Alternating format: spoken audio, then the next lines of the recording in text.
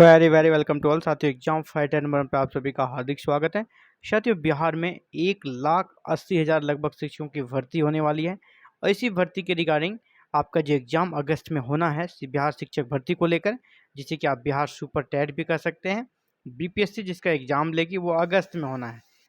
BPSC super TET के माध्यम से आपका सिलेक्शन होगा और ये एग्जाम कब है साथियों? अगस्त महीने में। तो इसमें जो पेपर 2 है, पेपर 2 ही मुख्य है, जहाँ से आपका मेरिट बनेगा, जहाँ आप क्वालिफाई करते हैं, अच्छा नंबर लाते हैं तो आपका सिलेक्शन होगा। तो पेपर 2 के लिए यानी जीएस के लिए, जनरल स्टडीज के लिए एग्जाम फाइटर नंबर 1 पर कह सकते हैं शानदार क्लासेस जारी है। और अभी एक नई क्लास में मिलते हैं आप सभी के बीच, और इस क्लास में हम लोग देखेंगे जीएस से रिलेटेड, जनरल स्टडीज से related practice set top MCQ को सॉल्व करेंगे विद डिस्कशन के साथ। और इस तरह अगर आप सॉल्व करते हैं पर डे कुछ प्रश्नों को, ऑब्जेक्टिव प्रश्नों को, एमसीक्यू को, मल्टीपल चॉइस क्वेश्चन को, तो निश्चय ही ये आपके तैयारी में चार चांद लगाएंगे और आपको अपने लेवल का भी पता चल जाएगा आपकी तैयारी कैसी है। तो आप भी मेरे साथ इस प्रश्न के आंसर को सॉल्व करने का प्रयास करेंगे। चलिए स्टार्ट करते हैं, आज के सॉल्यूशन की ओर बढ़ते हैं। पहला प्रश्न आपके सामने है, भारतीय संविधान में समवर्ती सूची की संकल्पना किस देश के संविधान से ली गई है? जैसा कि भारतीय संविधान के में जो 12 अनुसूची है, इसमें 7वीं अनुसूची में एक लिस्ट दी गई है, संघ सूची, राज्य सूची और समवर्ती सूची। संघ सूची में जो विषय है उस पर कानून केंद्र सरकार बनाती है, और समवर्ती सूची और राज्य सूची में जो है उस पर राज्य सरकार बनाती है, और समवर्ती में जो है इस पर दोनों बना सकती है, केंद्र और राज्य, है ना। सेंट्रल और स्टेट दोनों कानून बना सकती है समवर्ती सूची पर। लेकिन अगर सेंट्रल कानून बना देती है तो सेंट्रल वाला ही वैलिड होगा, स्टेट वाला वैलिड नहीं होगा। तो समवर्ती सूची का जो संकल्पना है, कॉन्सेप्ट है, यह किससे लिया गया है? मलेशिया से, अमेरिका से, ऑस्ट्रेलिया से, क्यूबा से। साथ ही समवर्ती सूची का कल्पना हमारा देश में ऑस्ट्रेलिया से आया है। तो ऑप्शन सी आपका राइट आंसर होगा। अगला प्रश्न है, एशिया का पहला डॉल्फिन शोध संस्थान किस शहर में स्थापित किया गया? एशिया का पहला डॉल्फिन शोध संस्थान किस शहर में स्थापित किया? चेन्नई, पटना, हैदराबाद, नई दिल्ली। साथियों, पटना में किया गया है। पटना में गंगा नदी में इसका शोध का मुख्य केंद्र बनाया गया है, और यह एशिया का पहला डॉल्फिन शोध संस्थान था पटना में। चलिए अगले प्रश्न की ओर बढ़ते हैं। कन्नी जनजाति किस राज्य में पाई जाती है?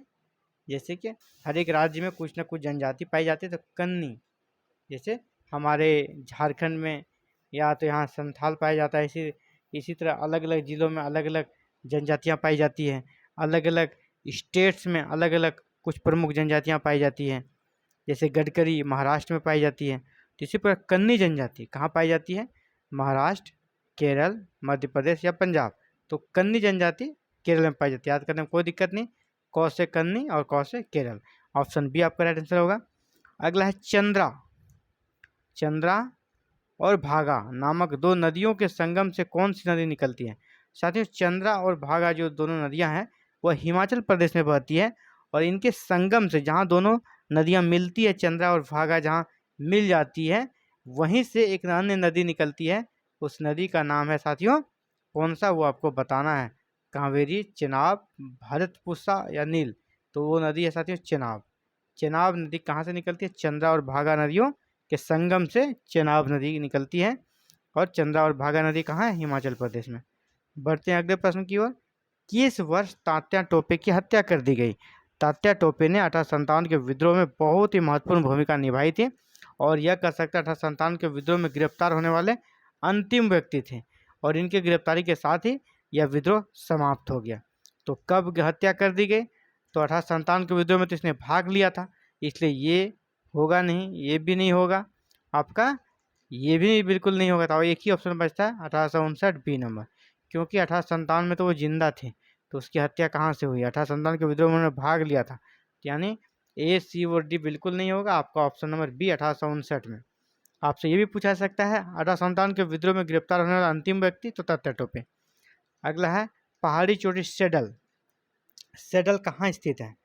थाईलैंड में, बर्मा में, लक्षद्वीप में या अंडमान निकोबार में? तो साथियों, सेडल पीक जो है, सेडल चोटी जो है वो अंडमान निकोबार में स्थित है। सेडल पीक कहाँ स्थित है? अंडमान निकोबार में। अंडमान निकोबार द्वीप समूह में सेडल पीक स्थित है, सेडल चोटी। चलिए अगले प्रश्न की ओर बढ़ते हैं। धन विधेयक पारित करने के लिए राज्यसभा को कितना समय दिया जाता है? जी हाँ, धन विधेयक को पारित करने के लिए मुख्य रूप से लोकसभा ही उत्तरदायी होती है, राज्यसभा को विशेष अधिकार नहीं है। राज्यसभा बस सुझाव दे सकती है, लेकिन किसी सुझाव को मानने के लिए लोकसभा बाध्य नहीं होती है। और राज्यसभा अगर इस पे विचार विमर्श करना चाहे तो अपने पास अधिकतम 14 दिन रख सकती है, 14 डेज। अगर ये 14 डेज में इस प्रस्ताव को कुछ उत्तर नहीं देती है तो इसे स्वतः ही दोनों सदनों से पारित मान लिया जाएगा। ऐसा रूल्स बनाया गया है हमारे संविधान में। यानी धन विधेयक को पारित करने के लिए राज्यसभा को कितना समय दिया जाता है? Only 14 days. अगला है, सुपरसोनिक विमान किसको हानि पहुंचाता है? सुपरसोनिक विमान किसको हानि पहुंचाता है? साथियों, सुपरसोनिक विमान किसको पता? आयन मंडल, क्षोभ मंडल, वायुमंडल या ओजोन मंडल? तो ये साथियों ओजोन मंडल को हानि पहुंचाता है, क्योंकि ओजोन मंडल के निचले सतह में ये विमान चक्कर लगाती है और इस विमान से नाइट्रोजन ऑक्साइड निकलती है। सुपरसोनिक विमान से गैस निकलती है नाइट्रोजन ऑक्साइड, और यह नाइट्रोजन ऑक्साइड क्या कहते हैं? ओजोन मंडल, ओजोन जो मंडल है वहाँ पे छोटे छोटे छेद बना देती है, छिद्र बना देती है, जिसके कारण ओजोन मंडल क्षतिग्रस्त हो जाता है। यानी सुपरसोनिक विमान किसको हानि पहुंचाते हैं? ओजोन मंडल को। किस गैस के कारण? नाइट्रोजन ऑक्साइड के कारण। चलिए अगले प्रश्न की ओर बढ़ते हैं। किसी फूल के सबसे आंतरिक भाग को क्या कहते हैं? जो फूल होता है उसका सबसे आंतरिक भाग, फूल के सबसे आंतरिक भाग को क्या कहते हैं? स्टेमेन, पिस्टिल, पंखुड़ियाँ या सेपल्स? तो फूल के सबसे आंतरिक भाग को साथियों पिस्टिल कहा जाता है। पिस्टिल के नीचे ही फूल होता है जहाँ पे बीज रहते हैं, और एक कह सकते हैं वो एक तरह से अंडाशय का काम करता है। तो किसी फूल के सबसे आंतरिक भाग, सबसे जो आंतरिक भाग है वो पिस्टल कहलाएगा, बी नंबर। अगला है अस्पष्ट प्रतिध्वनि। अस्पष्ट प्रतिध्वनि, आपको प्रतिध्वनि स्पष्ट सुनाई दे, कब सुनाई देगी? जब प्रवर्तन सतह की ध्वनि स्रोत से न्यूनतम दूरी हो। यानी जब परावर्तक सतह है और ध्वनि जहाँ से उत्पन्न हो रही है, दोनों के बीच की दूरी न्यूनतम कम से कम कितना होनी चाहिए? तो न्यूनतम साथियों वैसे 16.5 मीटर है, लेकिन आप यहाँ 17 मीटर मान सकते हैं, बी नंबर आपका राइट आंसर होगा। अगर ध्वनि स्रोत और परावर्तक सतह के बीच न्यूनतम 17 मीटर की दूरी होगी तो वो ध्वनि स्पष्ट सुनाई देगी, नहीं तो फिर आपको समझ में नहीं आएगा प्रतिध्वनि।